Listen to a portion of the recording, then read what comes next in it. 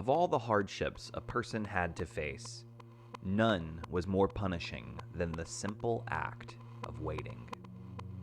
Khaled Hosseini. Bending Not Breaking, Season 6, Episode 8, The Terror Within.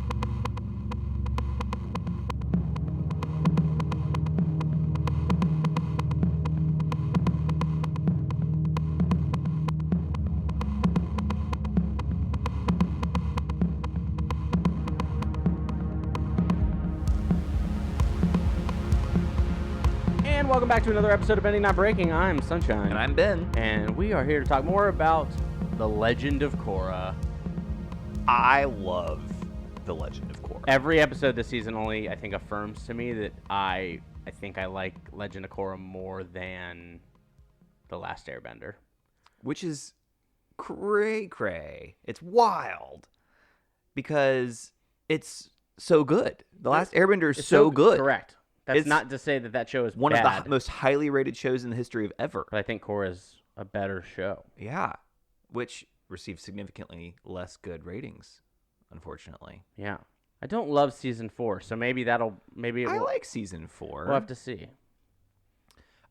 We've already covered season 2, but that was even though I like season 2, that was at the time still my least favorite season.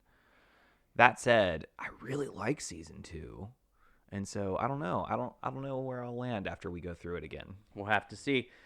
We'll just have to wait and see. Speaking of waiting, we have a lens today to talk about this episode: The Terror Within. Fear. No. Scary. No. Horrifying. Still no. What's so scary, Ben? I bet y'all have been anticipating this. But is that it? We're going to be talking about anticipation. It's making me wait. Okay.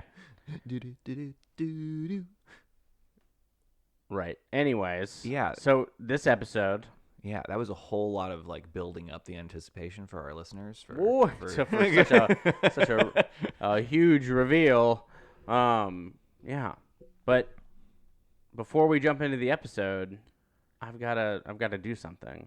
Yeah, you sure do. So I'm gonna need you to do what?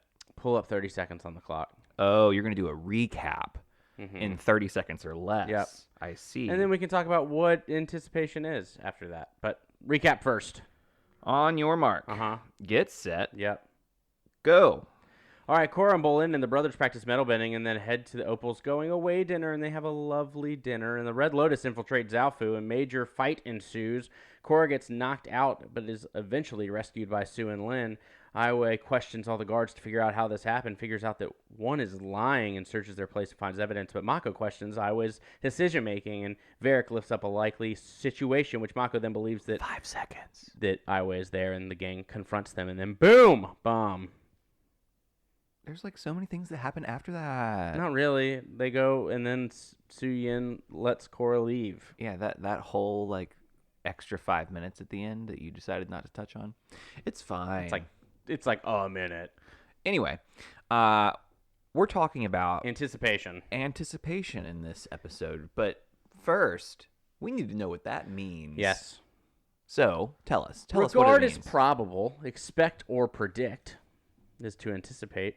Because anticipation is one of those, the act of anticipating, and you're like, cool, great, thanks. Yeah. So to anticipate, to guess or be aware of what will happen and take action in order to be prepared, to look forward to act as a forerunner or precursor of, or to act before someone in expectation of what they will do. Yeah, I'm hearing a lot of anticipating is action-oriented. That's what it seems like. Right? But in my head, I always say anticipate and then act, right? Well, for me, what's the difference between waiting and anticipating? And it's probably the plan that you will do, you will act as you anticipate. To anticipate is an act in itself that seems more of, to put it in Avatar terms, more proactive Jin.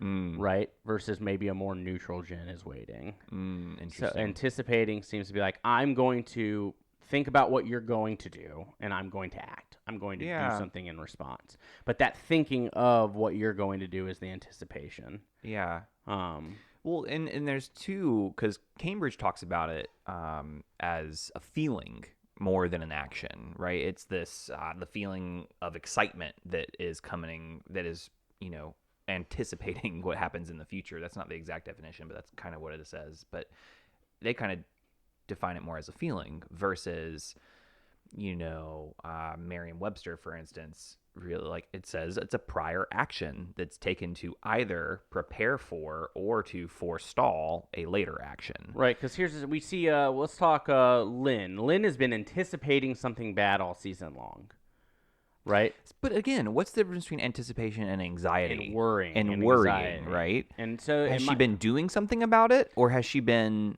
just like coming up with dream scenarios in her head that aren't serving a purpose, right? And she's gone around and talked to guards and figured out, like, and seen if they're on their heels and, like, what, like, she's made moves. And is there times where anticipation can be both, can be worrying or can be anxiety? Yeah, I'm sensing there's a lot of overlap here. That's what I would say. But I think there's a difference, right? If I'm strategically playing a game with you and I'm anticipating what your next move is going to be, I'm going to set myself up to try to handle that move. Yeah, and my job is to create a situation where you think I'm going to do something, but I'm really doing something else. Right, and so... Yeah, which is what Highway does, right, in this episode. He's created this facade where he is always telling the truth, right? And he uses that as a way to create a way for the Red Lotus to get in. Mm-hmm. And so he takes the anticipation, or rather the lack of anticipating, from Su Yin in particular, right? Takes advantage of that and leverages her trust, and he anticipates that that will go swimmingly and that he'll be able to get away with this because of that. And he anticipates partly right and partly wrong.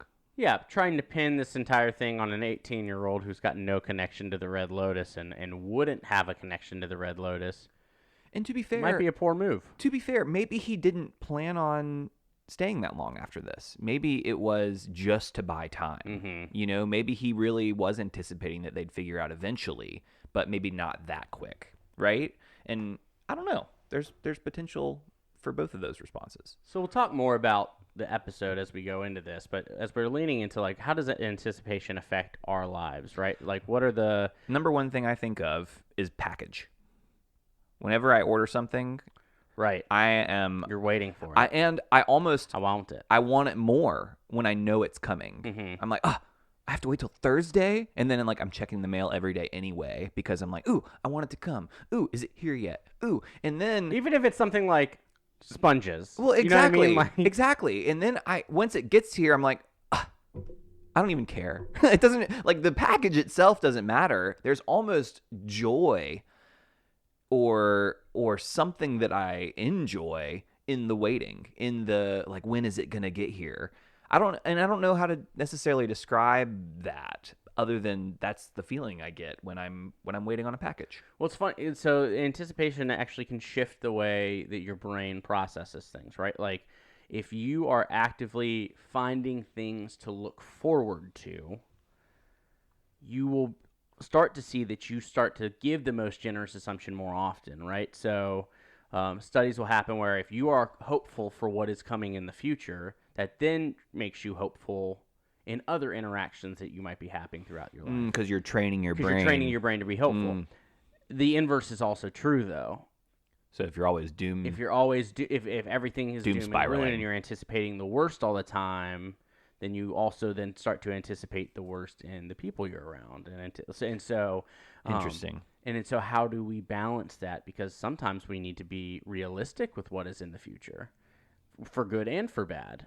And sometimes we need to be present in the moment, and for good and for bad, right? Yeah. And so how does that... I want to be hopeful about climate change. I also want to... I'm currently not. Everyone to be doing something about it. Exactly. And why isn't everyone doom spiraling about this? There's this balance of this healthy anticipation. I need us to anticipate that the world is dying in a way. I need you to anticipate that we will not be able to live well in 50 years if things continue the way it is. And if you're not, then you're not taking action. You're not voting the right way. You're not doing that's judgmental in an inherent way. You're not voting in a way that's going to compound and help us, make progress rather than continue to regress into the worst. Does that make sense? Yeah, and I think that's the question, right? So how do we do those things? And part of what we might see is the balance, right? Having checks and balances in your support systems that can say, because there's oftentimes where anticipation can become crippling anxiety, Yeah. right? Yeah. And so having people in your corner that can help create agency or say, all right, let's not become immovable, let's not freeze.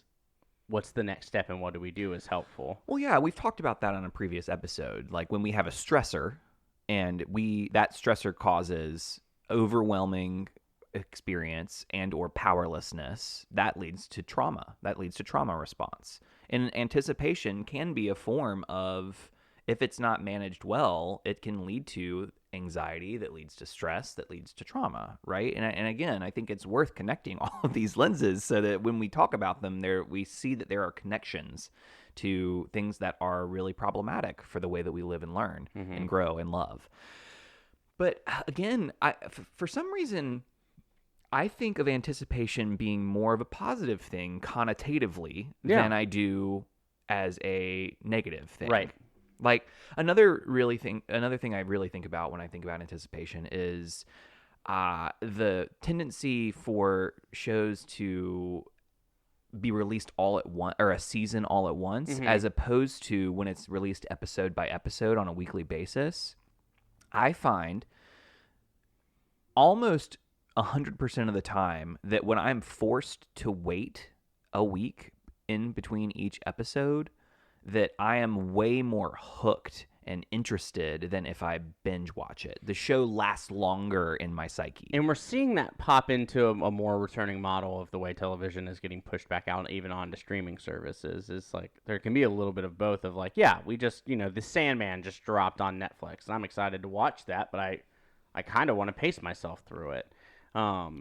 Versus there are sometimes shows where it's like, it's so great that I can watch all of The Office all as fast as I want to. Yeah.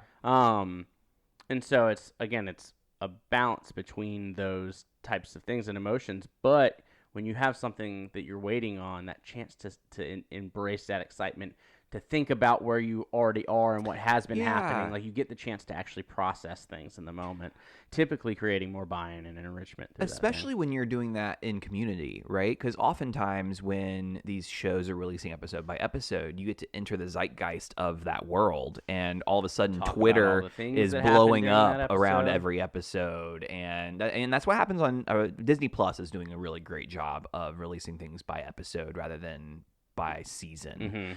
And there's always a buzz on the interwebs around whatever is most recently released, and it's interesting. It's interesting to be a part of that because it creates community in a way. It does.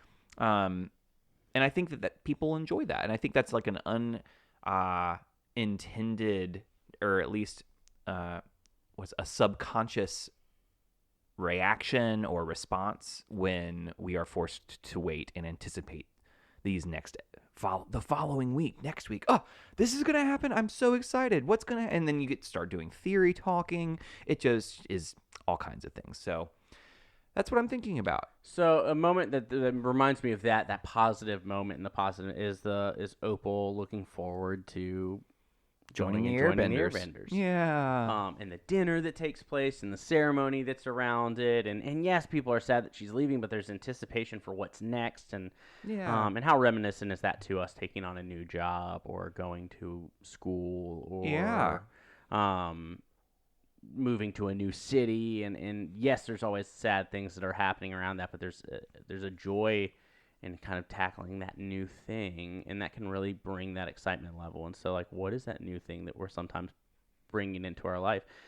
And so if you're sometimes saying like I don't feel hopeful or joy or what are the things that you can add into your life that create those moments? Is it all right? This show is dropping on Disney Plus, I'm really excited I about want to it. set up a party to Yeah. watch that first episode together with friends, or I really like my Saturday morning bagel run, and so that's going to be my tradition. That like I'm going to run and then go grab a bagel at the local bagel shop, and like something that small can be It can be a really nice grounding, grounding way to feel joy and excitement and anticipation. And I think that's part of the reason Casper ter Kuile's book on ritual matters here, the power of ritual, because it creates that weekly routine that you're able to fall back on. It creates an anticipation. It's like, oh, when I get to Friday, I know that I'm shutting off my phone for 24 hours. So I can't wait for Friday night because I don't have to be tethered to the world. Like Zahir, right? Yeah, really surely tether. Yeah. So and that's just an example of a tech Sabbath that he uses in his book. But there's just so many different things that ritual does for us, and this is another example. I think it's reminding me of. But yeah, and go ahead. Yeah, so I was gonna say, but then what happens when we don't know we need to anticipate something? When something happens by surprise, whether it's good or bad? Yeah, or, I haven't thought on that. In the episode. Well, one of the things in the moment in the episode that makes me think about is when Pabu's trying to wake Bolin. Yep. Right. Yep. So like, Bolin is not expecting anything to happen here. Nope. He's not ready for anything to happen. He's in the safest city in here. the world. He's in the safest city in the world. He's sleeping. Pabu, it's not time to play. But because he wasn't anticipating anything, it took him that much longer to wake up and to realize what was happening and act on it. And it's that same argument can be used for these guards, right? Exactly. What does it mean to be a guard in the safest city in the world? Right? Are they in the safest city in the world? Is that the word? Are No, those lyrics? that is not the lyric to the song. Okay. I was like, I just imagine 3 guards going around singing that around Zafu. In the safest city in the world. Yeah, I don't think that I would be very vigilant if I were a guard in the safest city in the world. Like, they work day after day, potentially month after month, potentially year after year, with not much to do, right? They have a literal metal dome protecting the city every night. And I'm curious about being kind of lulled into a false sense of security and how not anticipating something. And it's so tough because the opposite is also not good. The not being able to sleep because you're constant vigilance, always ready, like that's also not a good place to be. And so this is where we say no. There's an in between, right? Because one of the things that it reminds me of is lifeguards.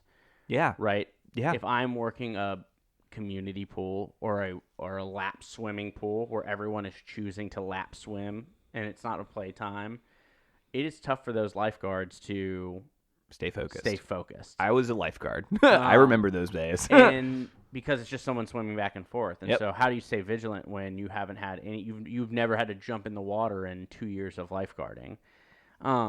And so that's not a safe place to be. But what are the checks and balances that you get to put yourself in to say, am I ready for what is coming? And I guess that's the question is, do those guards have like regular in-service trainings do they have to, okay, here's what happens if someone gets in. Here are the things that we have to do. We're going to run a drill. And to be fair, 3 times a year, whatever they responded fairly quickly. It's not that they were incompetent and useless. It's just that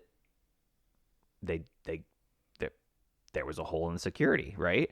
And I think part of that is Aiwei being in this position in Zaofu allowed him to create this facade of security. And I wonder if that was intentional. It seems like he's been with Su Yin for quite a while. And so I wonder if this is something where he's always been a Red Lotus sympathizer and he's just been waiting and biding his time and this is the moment. This is the moment. Point. Or is it something where he recently got involved? And I don't know. I don't know if that's in the zeitgeist of information. I've used that word twice this episode. Yeah. Zeitgeist. 3 times now. And so as we're thinking about it, it's like, it is, how do we find that balance in things? Because we know it's not healthy to constantly feel like you have to be ready for something. No, I hate that. No, that's the worst. But also, how do we avoid those times of being caught off guard? Sometimes you can't. Sometimes you're going to get caught off guard. And it's, are you equipped to handle whatever that thing is when you do get caught off guard? Because I think that's the anticipation is, how do you plan so that when something unexpected does happen, you're able to navigate that, right? So financial things is probably the easiest thing, and is not an easy thing to tackle, right? But like, Sure isn't. if Just paid my student loans today, or Right, not my loans, yeah. my tuition. so it's, how do we? Is there a way for us to save so when an emergency does happen that we can't expect? Are we able to navigate that? Yeah. And then can we please beat down the systems that keep us from being able to save that money? Because I know that saving's very tough, right? So it's how do we do those things? Yeah, I know a way that one character saved money this episode. Let's talk about Varric.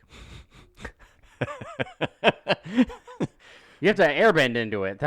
You silly. Yeah, that's not what I was talking about, but also that's ridiculous. Yeah, Pumice stones. The pumice stones.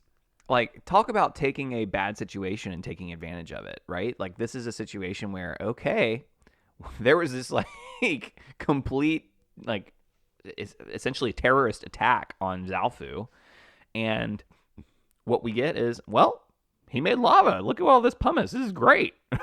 And when we end, like, when you say, well, this is like, we're gonna make some lemonade out of all these lemons. I think it's interesting to think about, okay, what can I get from this really tough situation, right? What are the ways that we can, I hate, like, what's the silver lining? I don't really love that, but what can we do, and what can we take advantage of now that this tough thing has happened? Right. That's a form of anticipation in my Yeah. eyes. What else? What else do you got? Yeah. So, let's talk about Iway's. And Iway anticipating that he was going to get caught, or at least having a backup for if he gets caught. Sure did. Right. One, he knows his surroundings. He knows what's going on. He has an understanding about why these individuals might be there. He's got a Jeep waiting for him. He does, but he also has a Bomb. a giant bomb strapped up and ready to go. And again, metaphorically, I don't know if it's a good thing for us to feel like we need a bomb for protection. Like, what is the metaphorical bomb that we have always in the back room ready Locked to and use loaded. if we need it? For a rainy day. And that is not a great way to go through life. But he's anticipating those movements, and it worked for him. I mean, it certainly helped him get away. I think, yeah, it's. I mean, again, I think if you go back to your financial, oh my gosh, what's the word that I'm looking? Example. If you go back to the financial example you had, the idea of having a rainy day fund is like having this little Easter egg saved away, tucked away that you can use when, oh no, I got in a car accident. I now have to buy a new car, right? I can't get to work without a car. This is a thing that I must have. Therefore, what do I do now? And so being able to have that tucked away is not a luxury that everybody has, right? And it's one of those things where if you can do it, it's pretty wise to have some sort of emergency fund tucked away. Right. And so in a way, it's just like planning for and hoping for the best, but also expecting something bad to happen. Yeah, but he's also expecting something bad to happen for him, and he wants to cause harm while doing it. And I think that's does he? Or is that like he wants to cause harm? I think if he could have killed the Avatar there, he would have. Like, he was hoping that was a byproduct. Yeah, but he had that. I don't know that if Su Yin had found him, that he wouldn't have put that bomb up too. I think he right might, again. He probably would have. I think that was I don't necessarily want to hurt people. The goal here is to get away. And so, do we do that in our own lives, in our own relationships? Sacrifice something if it means, like, if we feel like we're losing independence. Yeah. In a relationship, Story of my or life. we're waiting for the other shoe to drop. Do we pull it? Do we have a rip cord that's there ready to go? Yeah, it's called the cold shoulder. And if you are consistently ready to yank the rip cord, at some point you're going to accidentally rip it. But also, if you're constantly in this place of awaiting a time that you need to pull the rip cord, you're going to miss out on all the good times that are happening in that moment, right? I mean, there's absolutely an element of foreboding joy, right? When we are always anticipating the worst. And an example of that is I have a friend who recently was like holding things back, but had applied to a job with NASA. Super cool. And they weren't willing to share until they got pretty far along in the process, because they were like, I don't want to jinx it. I don't want to, if I say something and then I don't get it, it's going to be, I'm going to be really sad. So I don't want to talk about it. But we weren't able to celebrate with them until they told us. They ended up not getting the position. But it was one of those things where we were able to be a part of that journey for a good month that was really, really beautiful and was like really cool. And it was hard. And we were there, and it was that like shared burden almost. And so I think that there's an element of what if it actually goes wrong, that leads us to not want to lean into the good part, the goods of the anticipation. Does that make sense? Yeah. And I think that's what foreboding joy is. Like, it could go wrong, and so I'm not gonna do it. I'm not going to feel the joy, all the yeah. joy that leads up to this one bad moment. I'm just going to experience the bad moment and deprive myself of all the joy that's happening beforehand. We see that there's sometimes anticipation in this episode. The moment where Bolin has to throw the rocket plea. And is scared to do it, but knows that he has to, and then like hits it. It works. Everything goes well. They're able to get Korra back because of it. But he was almost paralyzed from being able to do that thing because of the anticipation of what happens if I fail. Yeah, absolutely. And he did fail. He missed 4 or 5 times before he was able to land it. Right. And so, and then they got to keep Korra. Like, Korra survives that moment, and for now. For now. Yeah. But he would have missed out on that. And so, there's not one of these things. This is probably one of the most grayest lenses we've looked through, because it really is. We want both. You have to do all of these things. Well, and I think the binary is most visibly visible in Su-Yin and Lin, right? They're like the opposites of the anticipation train. Lin is always anticipating the worst, and Su-Yin's like, it'll be fine, right? Mm-hmm. And I think that when we see that both of those methods are ineffective in their own way. And so it's teaching us and showing us that how do we find balance, which is frankly what this whole show is kind of about, right? And so it's always going to be a balance. We don't want to lean too far in any one direction, it seems like, and I think that's what we're learning. Well, because there are going to be times where like it is physically or emotionally unsafe for you to be in that, right? If there was a non-bender in that fight, yeah, it is probably not safe for them to Asami's try to there. fight. Yeah, like she's not fighting, right?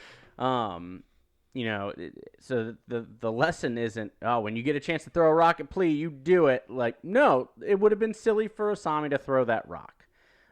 She wouldn't have done well. So it's understanding there's a lot of nuance to all of this. But if you find yourself leaning to one side of the teeter-totter or the seesaw more frequently than not, like, that might be a time for you to say, how do I check this? Right? Yeah. Can we talk about this moment with Korra, Lin, and Su-Yin where this is after the attack, and Lin's like, no, we're taking you to Republic City, like I've been saying the whole time. And Su-Yin and Korra starts to fight back, and Su-Yin's like, listen to Lin. And Korra listens, like immediately. And I was really curious about this because, she's learned and has practiced fighting Lin on everything, right? It seems like that's just the way that they interact with each other. But it seems like when you have a more, I'm going to actually listen to you. Let's hear it out. What's the best possible scenario? Like Su-Yin kind of acts with, Korra just listens and was like, if that's what you think is best, okay. Like there was this just, like instant like caving of Korra, where it makes me question whether Korra was really thinking critically or was she just responding to Lin, period. Because Lin always overreacts, so like I'm not going to listen to that. We anticipate what we think someone's going to do, regardless of what's happening in that moment. And I think it's subconscious here. I think it's so subconscious that she doesn't even know she's doing it. That Korra doesn't even know she's responding to Lin in that way, right? I think that it's less thinking critically and more just like, this is my response. We're going to go straight into response mode. And it's interesting to me that Korra listens to Su Yin so quickly, right? And so it just really throws into sharp perspective what it means to honor the relationship you have with someone, and then if you notice trends, that to question those trends and to see if that's the trend that you want to be living into. It's funny because this is one of those things where it makes me think of just any type of relationship. For whatever reason, the first one that came to mind is like supervisor relationship, when an employee has an immediate reaction when the supervisor walks into the room because they've kind of been trained to do that. What are they going to say? Because every time the supervisor comes in, they always pick out something wrong. And so there's two things. Office Space. Did you get the memo? It's very easy to sit there and say, like, it's their fault, they need to change, versus it's my fault. And this is one where I think, like, both people have to be aware. If you are constantly coming in and only saying the same thing over and over again, you are training that person to respond to you. And if I am always having this reaction, I need to be aware that I'm always having this reaction when it comes in. And how do I shift and change that if it's shifting the way that I'm engaging in this conversation, right? And so if you notice that you're always angry at mom when mom comes in to say something to you, then, like, that's a red flag. Doesn't mean you're in the wrong or the right. It just means that's something you need to be aware of. Same if you're the person coming into that space, right? And so, because I said mom because, like, that was a reaction that I had when I think of, like, anytime my mom asked me to do something when I was a teenager. Nope. Their response was, that's stupid, I don't want to do it. And there are times where it was probably dumb. Yeah. But there were also probably times where you would have benefited by doing it. Right. Yeah, it's interesting. So, again, it's always the one where, like, what if someone comes over and needs to see your room? It needs to be cleaned. And I was like, who's coming over? Right? Like, who's magically going to come over unannounced and then take a tour of the house? When the reality is, it probably just would have been easier to have been like, no, we need to be responsible for our belongings and take care of what we have, and we do that by making sure it's in the right spot and picked up. Well, I think is a different response than what if someone comes over? Well, addressing the why versus like that why doesn't make sense. Let's try another that's one. Stupid. And so I think what I'm getting at is when we anticipate what people are going to say or how they're going to respond, it dictates our behavior a lot of times. Absolutely. And sometimes that's a negative. And so sometimes we need to let it play out before we anticipate what's happening. To be fair, this is the reason Su Yin responds this way at all. Because she's anticipating that the time spent arguing with Lin isn't worth it. Because she needs Korra to go get Aiwei. To go, exactly. As quickly as possible. She follows up with Korra right after and says, listen, you think Naga can actually track? Then here you go. Go. I'll cover for you. Yep. And I think that not only does that continue to build trust with Korra, but also I think that anticipating the fact that she's known her sister for a long time and anticipating that this is how she's going to react is fair. And I'm not saying it's necessary. Yeah. I don't know if this is truly the right thing to do. This is what happens. We know that she's going to go after Aiwei, and I don't know how it would have gone if she didn't. That said, it's a really interesting question here to anticipate that they will respond this way. We know they're going to be angry when we do it anyway, and doing it because you think that's what's best, right? It's there's a little bit of a lack of humility there. But there's also a lot of respect and honoring Korra here, and there's a lot of beauty in both, right? So I don't know. Yikes. Yeah. Cool. Any other moments you want to tackle, or guess what are the big takeaways we want to walk away with? I don't know. I'm thinking there's a lot of fighting in this, which cuts down. Like there's a good amount of fighting. Yeah. Yeah. Okay. I think for me, the takeaway that I'm holding on to is that anticipation is good.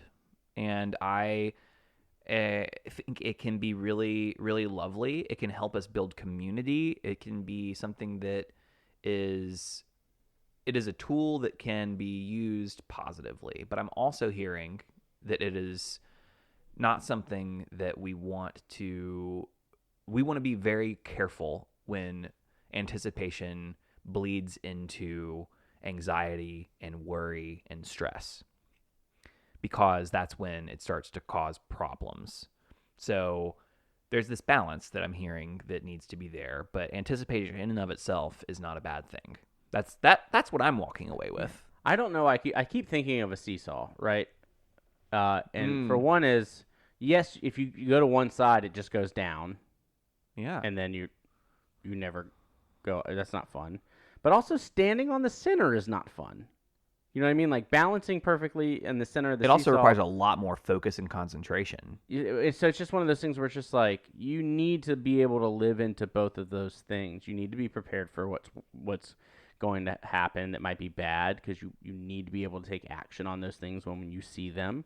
But you also need to train yourself to experience that joy and that hopefulness, and you can do that by creating moments of anticipation in your life. And so you got to do both. Yeah. Got to do both. Yeah. Anything else before we jump into break? I am anticipating the next segment. All right, we'll take a quick break and we'll be right back.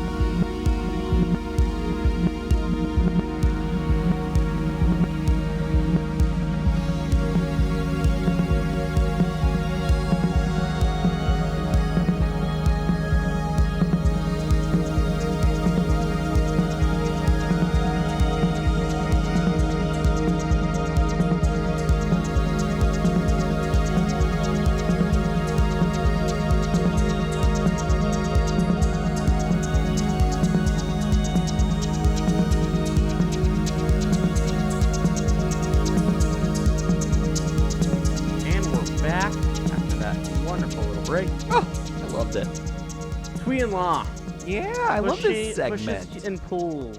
Talk about balance, what pushes right? you away and what pulls you in. Yeah.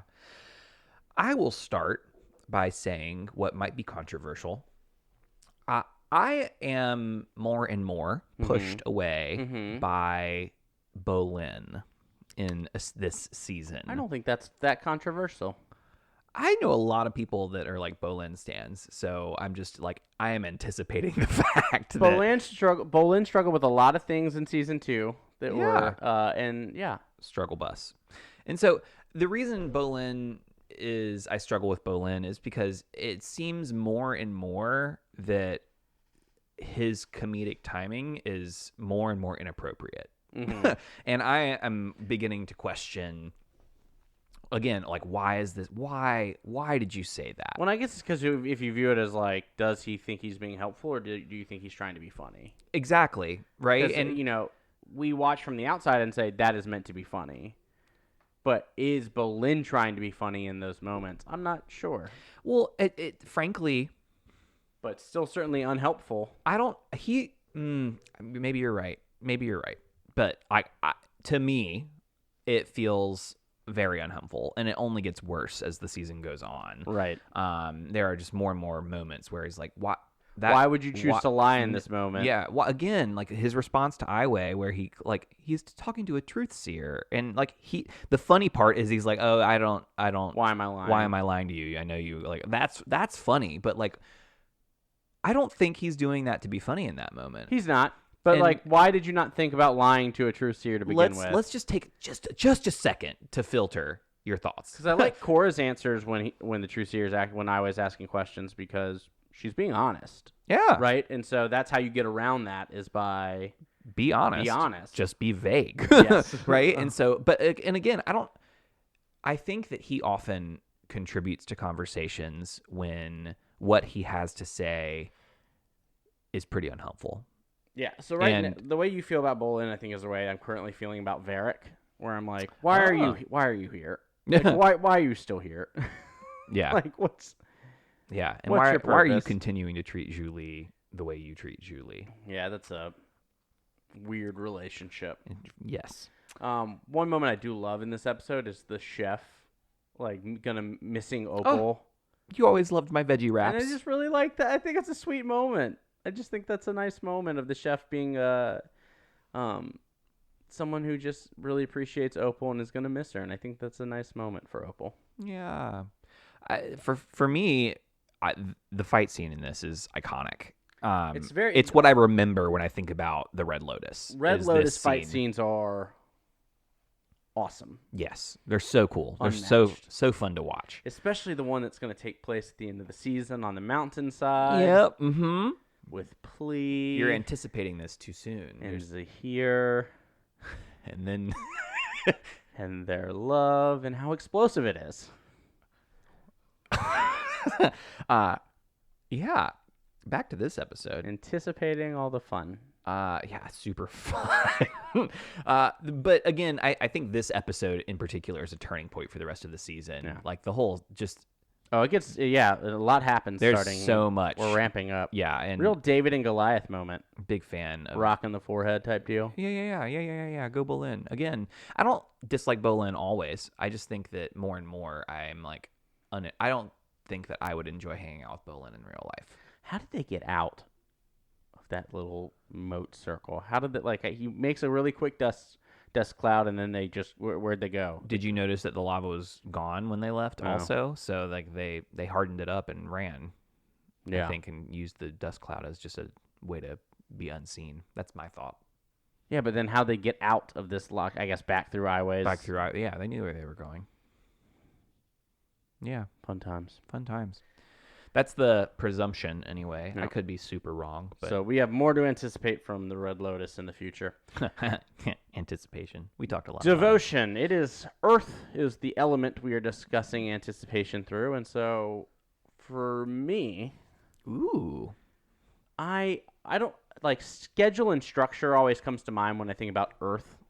Yeah. And so for me, I think the idea of scheduling things periodically that I can look forward to is something I need to be intentional about. building in that anticipation. Not overdoing it, right? We You used can't- to you can't have, always like- have something every day, but We used to have Sunday is like whatever show we're watching day, and we would like, okay, Yeah. it's time to watch this episode of television. and now that we're- Game of Thrones is coming back, so we can do that again.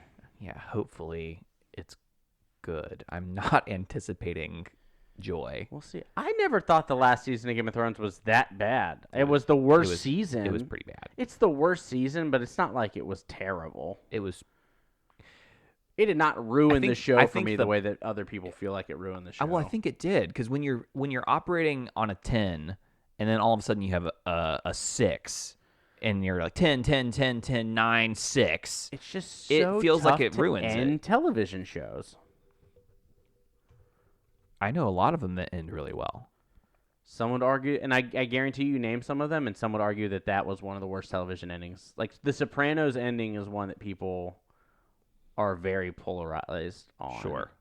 Sopranos is fine. Lost is the same way. Lost, I also don't enjoy. Some people really love it. I never even got to the end. That's how much I didn't enjoy it. Dexter, people didn't love. That was the a ending. terrible ending. So it shows good shows have hard. To be fair, endings. it wasn't the end that I was mad at. It was like the last 3 seasons that I was mad at. Anyway, we digress. Yes, so I'm hearing you want to build in things to look forward to. Yeah, and put them on my schedule, Yeah. and then do them. Yeah, like And, cultivating that Mhm. and protecting that time. Yeah, I love that.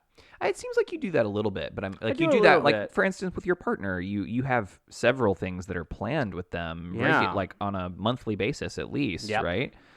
Even on a weekly basis. Yeah, like we have designated nights for calls and things because my partner is in a different part of the country as they are going through a medical residency, and so yeah, we've had to be very intentional about placing those things. So I'm hearing that. Are you trying to like look at the things you're already doing in a different way, or are you trying to build new things? Yes, and I think it's time to because there's also times I think where yes, you can do things jointly, and then there's sometimes you need to do little joyful things that are just for you. You know what I mean? And so Yeah, I've got a whitewater trip planned. Take care of recently. That's yourself. fun, but then sometimes, like, I don't have.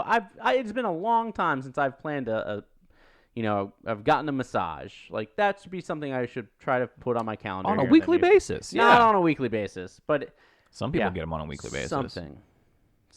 I So would love that. Great. isn't your mom a masseuse? Yeah, but then I can't like be like, Mom, Every Sunday. schedule me for Sunday. Every Sunday. She probably would. She is that generous, and that feels exploitative. Fair. So I already feel like I exploit my sister for cutting my hair. So, anyway, What's up next? What do you have on your devotion? Thinking about Earth and anticipation, I started thinking about housing, actually, and the way houses are built, and the way how like some of them are built to last, and some of them are not, and how that has shifted, and engineering has shifted over the past many years, 100 years of what we have learned about building houses, specifically in environments that are tough. So, for instance, where earthquakes are prone to occur, engineers have created and people have invented certain types of cement that they can use that can withstand a little bit and be more flexible in that kind of environment. And the way you build houses at the beach so that in the event of a flood, you're not losing your entire home. And I'm thinking about that. I'm thinking about it requires that you are able to anticipate those if the worst should come, Right.